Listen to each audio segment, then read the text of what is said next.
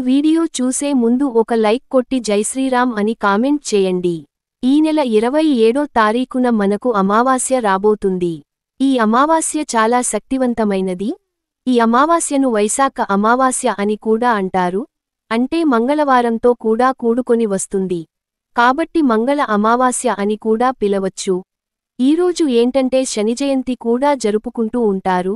కాబట్టి ఇలాంటి అన్ని రకాలుగా కూడుకొని వచ్చినటువంటి అమావాస్య మనకు చెడునంతటిని కూడా తీసేసుకొని మనకు మంచిని తెచ్చుకోవడానికి చాలా చాలా శక్తివంతమైనదని అని పండితులు చెప్పటం అనేది జరిగింది.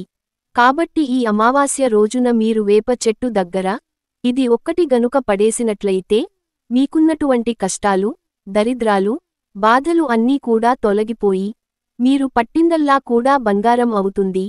ఎందుకంటే వేప చెట్టు దేవతా వృక్షము. అలాగే అమావాస్య అంటే పరిహారాలకు పెట్టింది పేరు. అమావాస్య తిథి కోసం ఎంతమందో కూడా ఎదురు చూస్తూ ఉంటారన్నమాట. పెద్ద పెద్ద ఋషులు, మునులు, సిద్ధులు లాంటి వాళ్లే పరిహారాలు ఎప్పుడు చేద్దామా, అమావాస్య ఎప్పుడు వస్తుందో అని చెప్పేసి ఎదురు చూస్తారు. ఈ రోజున చేసేటటువంటి ఏ పరిహారమైనా సరే తప్పకుండా మనకు సిద్ధిస్తుంది. కాబట్టి ఇలాంటి ప్రత్యేకమైనటువంటి రోజు మనకు, అందులో మంగళవారం కూడా చాలా విశిష్టమన్నమాట. అంటే చెడుని తీసేసుకోవడానికి మంగళవారం చాలా శక్తివంతమైనది. కాబట్టి శని అమావాస్యని కూడా అంటారు. అంటే శని జయంతి కూడా జరుపుకుంటారు. అంటే ఆ రోజున మన జాతకంలో ఉన్నటువంటి శని దోషాలను తీసేసుకొని మనకు కూడా అంటే గ్రహాలన్నీ అనుకూలంగా మారేలా చేసుకోవడానికి, గురుబలం పెరగడానికి ఈ అమావాస్య అనేది చాలా శక్తివంతమైనది. కాబట్టి ఈ చిన్న పరిహారం అనేది చేసేసేయండి. ఈ చిన్న పరిహారం అనేది చేయటం వలన దీనికి వచ్చేటటువంటి పెద్ద ఫలితం చూసి మీరే ఆశ్చర్యపోతారు. మనకేంటంటే సాధారణంగా మానవుడి జీవితంలో రకరకాలైనటువంటి కష్టాలతో, సమస్యలతో ఇబ్బందులు పడుతూ ఉంటాం. బయటికి చెప్పుకునే సమస్యలకు చెప్పుకోలేకుండా మానసికంగా నలిగిపోయే సమస్యలు ఎన్నో ఉంటాయి. అది డబ్బుకు సంబంధించిన అవ్వొచ్చు, కుటుంబంలో కలహాలు అవ్వొచ్చు, భార్యాభర్తల మధ్య గొడవలు అవ్వొచ్చు. పిల్లలు ఏంటంటే ఒక వయసు వచ్చిన తర్వాత చెప్పిన మాట వినకుండా వాళ్ళిష్టప్రకారం చేస్తుంటారు. వాళ్ల జీవితాలను ఎక్కడ నాశనం చేసుకుంటారో అన్న భయం. తల్లిదండ్రులకు ఒక భయం అవ్వొచ్చు. అనారోగ్య పరిస్థితులు, అప్పుల సమస్యలు ఒక పక్కన, చేసే సంపాదన కన్నా కూడా, వచ్చే డబ్బు కన్నా కూడా ఖర్చులనేవి ఎక్కువ అవుతాయి. అన్నమాట ఎంత పొదుపుగా వాడినప్పటికీ కూడా డబ్బు నీటికి లాగా ఖర్చయిపోతా ఉంటది. కనీసం ఉండటానికి ఒక చిన్న ఇల్లన్న ఉంటే బాగుండు, ఎప్పుడు కూడా ఈ అద్దె ఇళ్లల్లో ఉండాలి అని ఎంతో ఇబ్బంది పడిపోతా ఉంటారు. ఇట్లా ఎన్నో రకాల సమస్యలు. కొంతమంది సంతానం లేకపోవడం, సంతానం ఉండరు, పెళ్లి అవ్వకపోవటం, చదువుకున్న వాళ్లకు ఉద్యోగాలు రాకపోవటము. ఇట్లా మీకు ఎలాంటి సమస్యలు ఉన్నా సరే ఆ సమస్య అనేది చిటికెలో పారిపోతుందన్నమాట. ఈ రోజున మీరు వేప చెట్టు దగ్గర అమావాస్య రోజున ఇది పడేస్తే ఈ అమావాస్య ఎంత శక్తివంతమైనదో అందరికీ తెలిసినటువంటి విషయమే. అమావాస్య అంటే చాలామందికి తెలియని విషయానికి ఏమిటంటే లక్ష్మీదేవికి ఎంతో ఇష్టం అమావాస్య అంటే. అమావాస్య రోజున ప్రత్యేకంగా మనం కొన్ని నియమాలతోటి దీపారాధన చేసుకొని లక్ష్మీదేవిని పూజిస్తే లక్ష్మీదేవి మన ఇంట్లో తిష్ట వేసుకుని కూర్చుంటుంది. ఈ రోజున చక్కగా ఉదయాన్నే లేచి ఉదయాన్నే ఇంటిని వాకిలిని శుభ్రం చేసుకుని, కొంతమంది ఏంటంటే అమావాస్య అంటే ఏమి చేసుకోకూడదు, వాకిట్లో ముగ్గు వేసుకోకూడదు, అమావాస్య అంటే అది ఏంటో చెడు అని భయపడి పోతూ ఉంటారు. కొంతమంది అయితే ఈ అమావాస్య వచ్చేసరికి వారికి మానసిక స్థితి కూడా సరిగ్గా ఉండదన్నమాట. అంటే భయపడిపోవటము, కంగారు పడిపోవటము, ఎవరన్నా ఏదైనా చెడు ప్రయోగాలు కూడా కొంతమంది చేపిస్తా ఉంటారు. ఏదైనా శత్రుత్వం పెంచుకున్న వాళ్ళు ఇళ్లమీద అవ్వొచ్చు, మనుషుల మీద అవ్వొచ్చు. అలాంటివన్నీ కూడా తిప్పి కొట్టేసేయడానికి ఈ పరిహారం అనేది చాలా శక్తివంతంగా పనిచేస్తుందన్నమాట. కాబట్టి ఈ పరిహారం సింపుల్గా ప్రతి ఒక్కరూ, ఆడవారైనా మగవారైనా ఎవ్వరైనా చేసుకోవచ్చు. భార్యాభర్తల మధ్య ప్రేమ పెరగడానికి, అలాగే సంపాదన పెరగటానికి, అప్పులు తీర్చుకోవడానికి, ఇలా ఇంతకుముందు మనం చెప్పుకున్నవన్నీ కూడా తీరి మనకి కోరింది కోరినట్లుగా జరుగుతుంది. కోట్లు వచ్చి పడతాయి.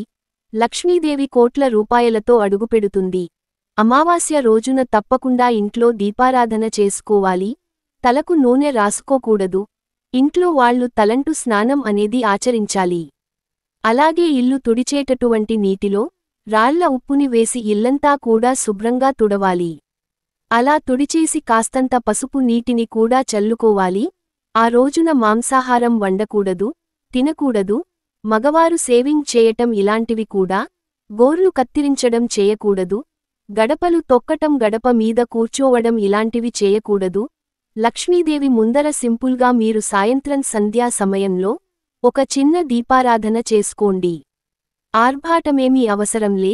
సింపుల్గా తల్లి ముందర ఒక అరటిపండు, ఒక బెల్లం ముక్కు, లేదా కొంచెం పంచదార, ఏదో ఒకటి, కొంచెం పాలైనా సరే, తెల్లటి పాలు పెట్టేసేసైనా సరే మీరు ఆ తల్లి ముందు పెట్టి నైవేద్యంగా ఒక దీపారాధన వెలిగించుకోండి. తమలపాకు మీద మట్టి ప్రమిదన పెట్టేసేసి ఒక దీపం వెలిగించినట్లయితే మనకి దీపం ఏంటంటే ఈ అమావాస్య తాలూకా వచ్చేటటువంటి చెడునంతటిని కూడా గ్రహిస్తుది. దీపం చీకటిని తరిమివేసి మన జీవితంలో వెలుగులు నింపటానికి లక్ష్మీదేవి మన ఇంట్లో తిష్ట వేసుకుని కూర్చునేలా చేస్తుంది. దీపం ఏంటంటే లక్ష్మీదేవి రూపంగా చెప్పుకుంటాం కాబట్టి తప్పనిసరిగా ఇంట్లో దీపారాధన చేసుకోండి. లేదు అనుకుంటే మామూలుగా నైనా సరే మీరు ఇల్లంతా శుద్ధి చేసుకుని పసుపు నీటిని చల్లుకుని చేసుకోలేకపోతే కుదరకపోతే ఇట్లాగైనా చేసుకోవచ్చు. ఈరోజు ఏంటంటే దూర ప్రయాణాలు కూడా చేయకూడదు. మరీ అత్యవసరమైతే తప్ప దూర ప్రయాణాలు కూడా చేయకుండా ఉంటేనే మంచిది. కొంతమంది దడుచుకుంటా ఉంటారు. అలాంటి పిల్లలకు అప్పటికప్పుడు జ్వరాలు వస్తా ఉంటాయి. అలాంటి వారు ఈ రోజున మీరు పూజ చేసినప్పుడు ఒక నిమ్మకాయను తీసుకొని లక్ష్మీదేవి పటం ముందు పెట్టుకొని మీరు సంకల్పం చెప్పుకొని చేయడానికి వెళ్ళిపోవాలి అని చెప్పేసి ఆ నిమ్మకాయ మీరు దిండు కింద పెట్టుకొని పడుకున్నా కూడా మీకు ఆ భయం ఆయన్ని కూడా పోతాయి. నరదిష్టి ప్రభావం ఎలాంటివన్నీ కూడా తగ్గుతాయి. మీ మీద ఏదైనా చెడు ప్రయోగాలు చేయించిన అవి కూడా తొలగిపోతాయన్నమాట. తర్వాత నిమ్మకాయను తీసుకెళ్లి ఎక్కడన్నా దూరంగా పడేసేయండి.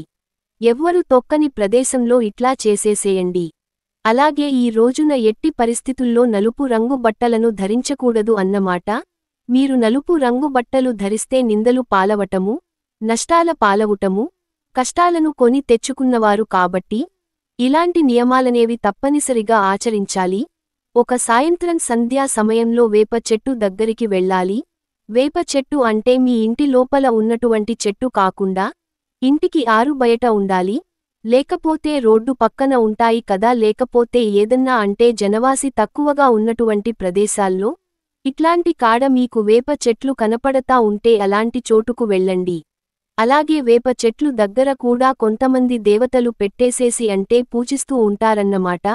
విగ్రహాలు లాగా అలాంటి కాడ మళ్ళీ ఈ పరిహారం అనేది మీరు చేయకూడదు. అలాంటి కాడ చేస్తే మనకేంటంటే మళ్ళీ మనకు కర్మలు దోషాలు చుట్టుకుంటాయి. వేప చెట్టు మామూలుగా ఉండాలి, అంతేగాని అక్కడ ఎటువంటి దేవతలు దేవుళ్ళు విగ్రహాలు అనేవి ఉండకుండా చూసుకోండి. అలాంటి చెట్టు కాడ మీరు చేసుకుంటే మీకు మంచి జరుగుతుందా. అలాగే గుడి లోపల ఉన్నటువంటి చెట్టు దగ్గర కూడా చేయకూడదు, బయట వైపు ఉంటే చేయొచ్చు. వేప చెట్టు ఏంటంటే మనకు లక్ష్మీదేవి రూపం. వేప చెట్టులో అమ్మవార్లు కొలువై ఉంటారు అంటే ముక్కోటి దేవతలు కూడా కొలువై ఉంటారు అనమాట. వేప చెట్టును తాకిన కూడా మనకు దోషాలన్నీ పోతాయి. రోజు మీరు వేపాకులు స్నానం చేసే నీటిలో వేసుకొని చేస్తే మీకు ఉన్నటువంటి అనారోగ్య సమస్యల వచ్చు, జాతక దోషాలు వచ్చు, లేదా ఏదైనా చెడు ప్రయోగాలు చేయించిన అన్ని రకాలు కూడా తొలగిపోతాయి. కాబట్టి వేపాకులు వేసుకొని స్నానం చేసే ప్రయత్నం కూడా చేయండి. ఇక ఇట్లా చేసేసి వేప చెట్టు దగ్గరికి వెళ్లి వేప చెట్టును తాకి నమస్కారం చేసుకొని ఆ చెట్టు దగ్గర అసలు మామూలుగా కూర్చొని ఇంట్లోనైనా సరే మనకి పల్లెటూరులో చూసినట్లయితే వెనకటి రోజుల్లో ఇంటింటికి కూడా ఒక వేప చెట్టు ఉండేది. వేప చెట్టు ఉన్న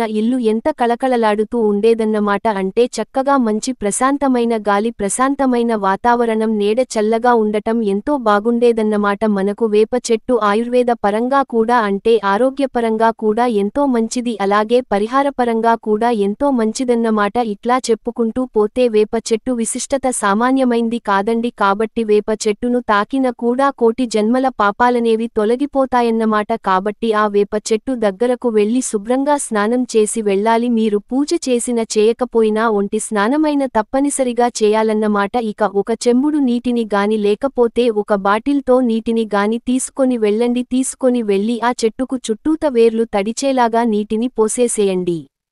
తర్వాత వేప చెట్టును తాకండి. తాకి 11 సార్లు నమస్కారం చేసుకోండి. ఇక ఆ వేప చెట్టు దగ్గర మీరు చేయాల్సిందేంటి అంటే మీకు కుదిరితే దీపారాధన చేయండి. కుదరలేదు అనుకోండి మీరు మామూలుగా అయినా సరే ఒక కొబ్బరికాయని తీసుకెళ్లాలి. కొబ్బరికాయ ఏంటంటే మనకు చాలా శక్తివంతమైనది, చాలా పవిత్రమైనది. కొబ్బరి నీరు ఏంటంటే మన అమృతంతో సమానం, అంటే ఎవరు తాకని నీరు అన్నమాట. వాటికి శక్తులనేవి ఎక్కువగా ఉంటాయి కాబట్టి ప్రతి పూజలో కూడా మనం కొబ్బరికాయని ఉపయోగిస్తూ ఉంటాము. అంటే మనకి చెడునంతటిని కూడా గ్రహించేస్తుంది. కాబట్టి ఒక కొబ్బరికాయ తీసుకొని వెళ్లి మీరు ఏదైతే సంకల్పం ఉందో మీ మనసులో దేనికోసమైతే చెప్పుకుంటున్నారు, డబ్బు సంపాదించాలనే, భార్యాభర్తల మధ్య ప్రేమలు పెరగాలి, లేదా భార్యాభర్తలు ఏమైనా దూరమైతే కలవాలని, లేకపోతే తప్పు లేదన్న ఉంటే తీరాలను, ఆరోగ్యం బాగుండాలనో, పిల్లల చెప్పిన మాట వినాలనో, ఒక బండి కొనుక్కోవాలనో, ఒక ఇల్లు కట్టుకోవాలనో, ఒక బంగారం కొనుక్కోవాలనో ఏదో ఒకటి మీకు సంకల్పం ఉంటుంది కదా, అది చెప్పుకొని మాకు ఆ కోరిక నెరవేరాలి అని చెప్పేసేసి ఆ కొబ్బరికాయ మీద మీరేం చేస్తారంటే స్వస్తిక్ గుర్తుంటుంది కదా, ఆ స్వస్తికి గుర్తు వేయాలి. ఏది కొంచెం కుంకుమలో మనకు రోజు వాటర్ కానివ్వండి, లేకపోతే కొంచెం నీటినైనా సరే కలిపేసేసి పేస్ట్ లాగా చేసేసి కొబ్బరికాయ మీద పీచు కూడా ఉండాలి. గుర్తు పెట్టుకోండి, స్వస్తిక్ గుర్తు వేయాలన్న మాట. మనకు ఉంగరపు వేలుతో స్వస్తిక్ గుర్తు వేసేసేయండి. వేసేసిన తర్వాత సంకల్పం చెప్పుకొని ఆ కొబ్బరికాయని మీరు కుడి నుంచి ఎడమకు 7 సార్లు, అలాగే ఎడమ నుంచి కుడికి 7 సార్లు మీ తల చుట్టూ తిప్పుకొని ఆ కొబ్బరికాయని ఎడమచేత్తో పగలగొట్టాలి. ఎన్ని అంటే ముక్కలు ముక్కలుగా తగిలిపోవాలి. మామూలుగా కొట్టడం కాదు, విసిరి కొట్టేసేయాలి అన్నమాట. పగలగొడితే చాలా ముక్కలైపోవాలి అన్నమాట. అట్లా కొట్టాలి. మన తాలూకా ఉన్నటువంటి దరిద్రము, చెడు నరదృష్టి, ఏదైతే ఇబ్బందులు ఉన్నాయో అవన్నీ కూడా తొలగిపోతాయన్నమాట. చాలా శక్తివంతమైనటువంటి పరిహారం అన్నమాట. ఈ పరిహారం మామూలుగా అనుకోకండి. మీకు ఎంత రిజల్ట్ వచ్చిందో తర్వాత మీరే చూడండి. ఒక గంటలోనే మీరు ఏదైతే అనుకున్నారో ఆ కోరిక అనేది తప్పకుండా నెరవేరుతుంది అన్నమాట. మీకు కుదిరితే తమలపాకు మీద అక్కడ వేప చెట్టు దగ్గర కూడా దీపం పెట్టేసేయండి. కుదరకపోతే పర్వాలేదు, ఇబ్బంది అయితే ఏమీ లేదు. అలాగే మీరు లక్ష్మీదేవి ముందర ఇంట్లో పూజ చేసినప్పుడు పసుపు గవ్వలు ఉంటాయి కదా, ఆ పసుపు గవ్వలని కూడా లక్ష్మీదేవి పటం ముందర పెట్టేసి ఇంట్లో పూజ చేసుకుంటారు కదా, ఆ గవ్వలని తీసుకెళ్లి మీరు ఇంట్లో బీరువాలో డబ్బులు పెట్టే ప్లేస్లో పెట్టండి. అలా పెట్టడం వలన ధనాన్ని పసుపు గవ్వలు బాగా ఆకర్షిస్తాయి. గవ్వలు ఏంటంటే లక్ష్మి, దీనికి అక్క చెల్లెలు లాగా చెప్పుకుంటారన్నమాట. అంత శక్తివంతమైనవి గవ్వలు. చక్కగా ఇలాంటి నియమాలన్నీ ఆచరించేసి వేప చెట్టు దగ్గర మీరు ఇలా ఇది కనుక పడేసినట్లయితే మీకున్నటువంటి దరిద్రం మొత్తం కూడా అక్కడ వదిలిపోతుంది అన్నమాట. వెనక్కు తిరిగి చూడకుండా ఇంటికి వచ్చేసేయండి. ఇంటి లోపలికి వెళ్లేటప్పుడు మాత్రం శుభ్రంగా కాళ్ళు చేతులు కడుక్కొని లోపలికి వెళ్ళండి. ఇలా చేయటం వల్ల ఏంటంటే మీకు ఉన్నటువంటి చెడు మొత్తం కూడా పూర్తిగా వదిలిపోయి మీకు మంచి అనేది తప్పకుండా ఒక గంటలోనే మార్పు రావటం చూసి మీరే ఆశ్చర్యపోతారు. మీరు కోరింది కోరినట్లుగా జరగడంతో పాటుగా లక్ష్మీదేవి మీ ఇంటి లోపలికి కోట్ల రూపాయలు తీసుకొస్తుంది. కాబట్టి చక్కగా రహస్యంగా చేయండి. పరిహారం ఇలా చేశామని చెప్పేసేసి ఎవ్వరికీ చెప్పకూడదు. ఏ పరిహారం చేసినా కూడా ఎవరికీ చెప్పకూడదు. సాయంత్రం సంధ్యా సమయంలో ఉదయం 6 గంటలు దాటినాక ఈ పరిహారం చేయండి.